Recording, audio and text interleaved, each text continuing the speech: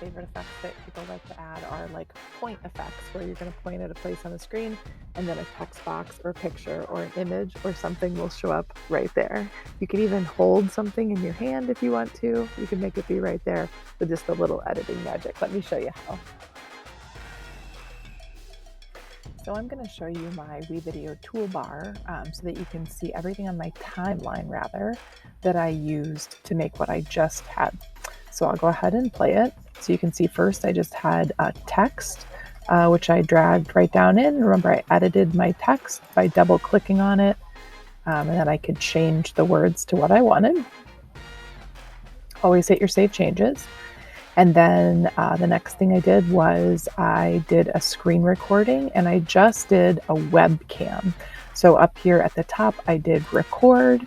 Oh, sorry, there's already a recording in process. It won't let me do it, but I hit the webcam button. I did put a transition in between the two. So here's the next part that you can see. For the first time I pointed, I did the recording first, and I just pointed anywhere on the screen. But what I did then was I went up here into my stock media and I searched for exclamation point. Now, if you do this in front of a green screen, you're going to get a much better result. Oh, sorry, I had some filtering on. I will turn that off. If you do this in front of a green screen, you're going to get a much better result. Like, you won't get that white box around it. But just so you know, you can do that here.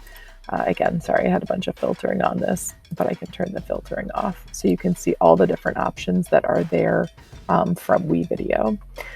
Then the next thing, I knew that I was going to point a different direction, as you can see. So I did that. Oh, one thing, let me show you how to adjust the picture so that it's up in the corner, because otherwise it'll fill the whole screen.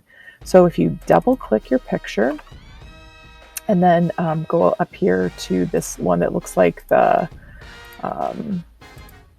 I guess it's this transform one right here. Do you see, as soon as you click this first one with the filters, you get the white corners, so you can change how big or little something is, and you can also drag it around the screen. So if you do your recording first, what you can do then is you can drag, resize it appropriately and drag it to where your finger is pointing to. Just a pro trick there. Same thing, I went over and I found a countdown. I just did a countdown. I thought a cat would make you smile. The bird one, this one is designed for a green screen. So I sized it, and it's a little bit weird, actually. I'm going to go into my cropping, and I'm going to uncrop it because you lose part of its wings otherwise. But I don't want it to cover my face. So let me save the changes there, and then go back in and grab the corners to make it a little smaller. Otherwise, it will cover up my head. Remember, I'm always hitting save changes. And then the last one, this one I went and I found on the internet. So I just went up and I searched for a transparent snowman GIF. And I looked for that. I found one in Giphy Cat that I downloaded and then I imported into my media by just dragging it in there.